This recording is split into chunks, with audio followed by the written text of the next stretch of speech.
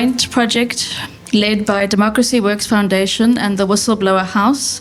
And the aim is to provide direct support to whistleblowers through services such as psychology, legal fees, and security fees. And on the other hand, to develop evidence-based research that can support the whistleblowing ecosystem in South Africa.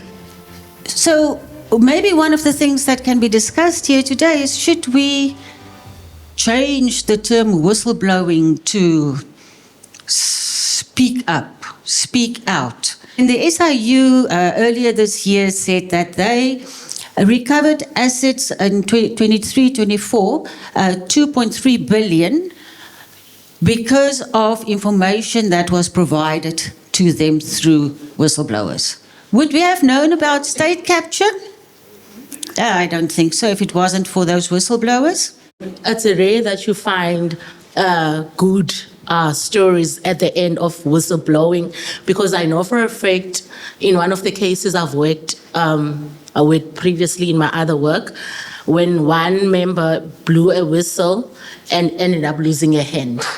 So how can we affirm and tell them, look, you're going to be protected? Is there enough protection for them? If people are discouraged to blow the whistle, what's going to happen? That unethical conduct will just continue and escalate. So we have to encourage people to blow the whistle. My name is Joanne Phillip, as introduced. I'm a practicing attorney specializing in the field of labor law. It's a field I've been specializing in now for about 21 years. And it was a field that I tried to get into to avoid criminal law practice, but it appears that labor lawyers are now criminal law specialists. We are dealing with the most amount of criminal activity which actually takes place in the workplace. So where we thought criminals were outside of the workplace, we understand that the workplace environment has in fact become a home to criminals. So the HR practitioners that are here today, I feel your pain. The union representatives, officials, understand the environments that you're operating in. And I think I agree with the sentiment that we can't fight corruption in South Africa without whistleblowers. It is the engine room that we need to be able to equip to do that, and we need to ensure that we give resources to that particular area. And I think the other reality of it is that if we deal with people that are making false claims of whistleblowing, and we treat every single claim as if it is the truth without some level of interrogation, then whistleblowers who have genuine claims may be very resistant to come forward. And it's the same thing with sexual harassment matters in the workplace. You often see that victims of sexual harassment will say, I didn't want to come forward because I didn't know that, I doubted whether I would be believed. And that is because there are people alongside them that have also made false claims. Isn't it our duty as well to educate our members? Isn't it our duty as well to eradicate corruption? One of the things I see as my role as a journalist is protecting a whistleblower. And very often you're not protecting them, you're actually protecting them against themselves. People are, once you've won their trust, people will very often start giving you stuff. I go into it warning people, it's counterintuitive as a journalist, but I talk them through the consequences of what they're doing, so that they actually understand what they're doing and the possible consequences that could happen. Another step that I do take is when someone contacts me, I talk them through how to secure their laptops, their phones. There have been occasions where whistleblowers come forward, and when I explain to them the possible consequences, some just disappear. They've not thought it through properly. And it's all very well to say that's how I was brought up. I feel very strongly But we know what can happen to a whistleblower in South Africa. The least that can happen is you'll lose your job. We know that people are murdered. Sure. And there are terrible consequences. Because although I'm not a whistleblower, I went through what whistleblowers, some go through. So please just think about it when you're dealing with this. You're dealing with human beings, with families, with careers, whose lives are at stake. Are there any other areas where you've applied the investigative journalism within the country? And I just wanted to get a sense from you, where do you draw the line as an investigative journalist? I mean, certainly investigative journalists shouldn't be putting themselves in harm's way and exposing themselves to that kind of risk. That's an extreme situation that one would want to avoid ideally. It's courageous, but it's also kind of terrifying. This is probably the most difficult session any organization has to face. This is the traditional definition for whistleblowers, the PLAF one and the International Labour Organization one. A person who in good faith reports unlawful or immoral activity within an organization to an individual or entity they believe will take appropriate action to address it. I'm focusing on honest whistleblowers, not whistleblowers that come forward to cover their butts, to preempt a strike because there's a disciplinary process on the way. I'm talking about people that are honest and they see something wrong and they want to do something about it. Hopefully, we pray and we hope, and I'm hoping everywhere I go, I share the message that says, when somebody thinks of blowing the whistle, contact us. Because then we can get a lawyer on board and you can use the prescription in the Protected Disclosure Act when you go forward. So you're fully protected. What happens, and that was said earlier today, is that the Labour Relations Act is getting used everywhere. So by the time our lawyers get involved, you've gone 2 years through the process, and it's very difficult then to say, let's take a step back, it should have been the PDA. We are begging people to come to us. It costs you nothing. We are battling financially, but it costs you nothing. We have been working tirelessly for the last 3.5 years supporting whistleblowers. If my voice goes strange, it's because I can see the people suffering. What is our 2026 strategy? We need to deepen the support in the judiciary, office of the Chief Justice, so we can teach judges and magistrates how to deal with the Protected Disclosure Act as it is today, and hopefully when something new comes out in 18 months, 2 years' time, how do they actually use that? And they can interrogate lawyers and advocates coming to them, and well, let's just listen to the case properly. Then we need to get into lawyers, advocates' chambers, so they can understand when somebody comes to them, how do you do that? We need to get into the offices of CEOs and boards, and I'll come to 2 slides on that point, where they can understand the value of a whistleblower. Why do whistleblowers matter? It remains, I'm a certified fraud examiner, so we get the reports. It remains one of the most effective, cost-efficient tools to identify and exploit fraud and corruption. It saves lives. It safeguards public funds.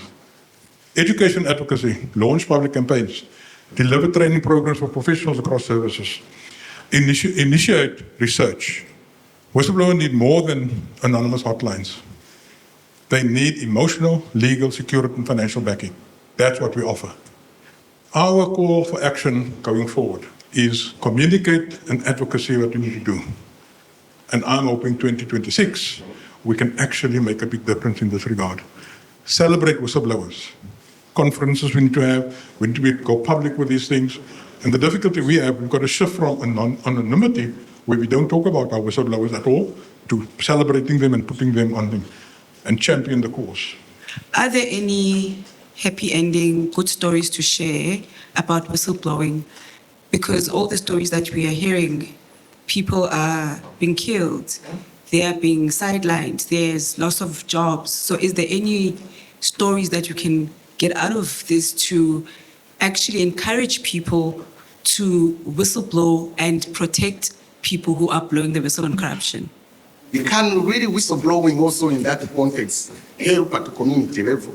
It's a great concern, especially in the community. I just wanted to know whose responsibility is it?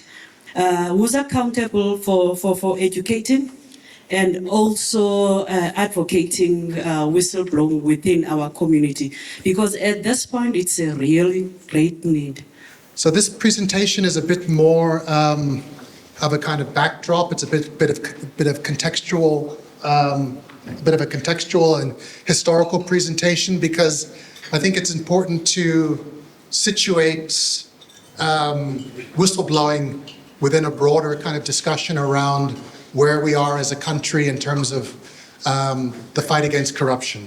And, the kind of constant refrain in the media is always, why are we winning the war against corruption? And if we aren't winning the war, why aren't we winning the war?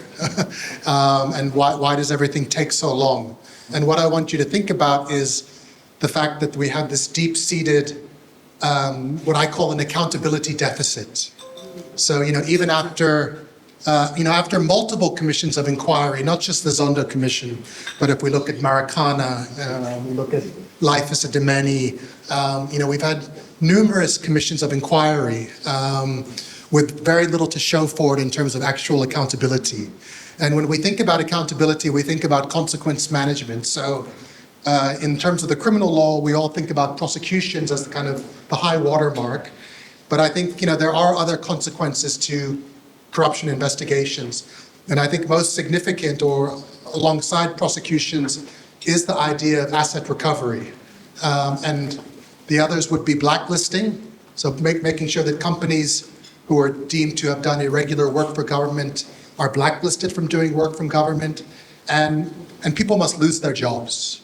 So the idea that we have impugned people in the front benches in Parliament, in Cabinet, I think is very dissatisfying. Is quite an unsavory situation. So the topic I was asked to speak on is unpacking the National Anti-Corruption Strategy Closeout Report, aligning policies, drafting support and framework. And then the sub-question that I put here is, what should South Africa's anti-corruption institutional architecture look like, given the current corruption challenges we face, and how does this relate to the issue of enhancing whistleblower support and protection systems? If you think about the ecosystem of kind of the life cycle of the response to corruption, you've got prevention, you've got detection, you've got investigation, and then what happens after investigation? Goes back to what I was talking about earlier, consequences. So investigation should lead to cases that should lead to some kind of outcomes, some kind of accountability. In that process, something happens. There's a drop, balls get dropped. Because one agency is doing the prevention, another agency is doing the detection, another agency is doing the prosecution, another agency is doing the asset recovery. So you can imagine how easy it is to politically interfere. Zondo recommended a lot of things. The problem with the Zondo Commission recommendations is that they weren't binding. So they go into this kind of executive space where the executive can say, yeah, we like that recommendation. We're dealing with the procurement recommendation in terms of the new Procurement Act, and they can kind of cherry pick what they want. What we would have preferred to have seen is a commission of inquiry with binding findings and recommendations that compelled action to be taken. Otherwise, all of that investment, all of that time, I would say it was a great victory for transparency, very little in terms of accountability, very little in terms of real institutional change. I also am very concerned with the number of agencies tasked with investigating corruption, because what I've seen, so just a little background, I was at the Public Protector's Office for a year as well, is that what's happening a lot is we keep referring it to another agency. So something comes in, we say, okay, but this is actually, the Public Service Commission also has a mandate to investigate corruption, let's refer it there, or no, let's refer this to human rights. So as you also said, the fact that we don't have a clear indication, it's so easy to just pass it around. And we're also sitting with duplication of resources. In coming up with its recommendations, did NACAC, for example, take other examples into account? I'm thinking of the Kenyan Ethics Commission, which is a statutory body, sort of semi-independent, has its own problems. You can have good institutions, but actually if there's no political will, then it's problematic. I know we've been speaking a lot about, whistleblowing and coming forward, but the real issue here is how do we protect those that come forward? And our call to action, you will see, is protect courage and choose courage. So that's, the call to action that we'd like you to spread is that you are also custodians of protecting whistleblowers. You stand with whistleblowers so that we get to a point where we no longer fear speaking out against corruption, but it becomes a norm in our communities, in our workspaces, and even like in our friend groups.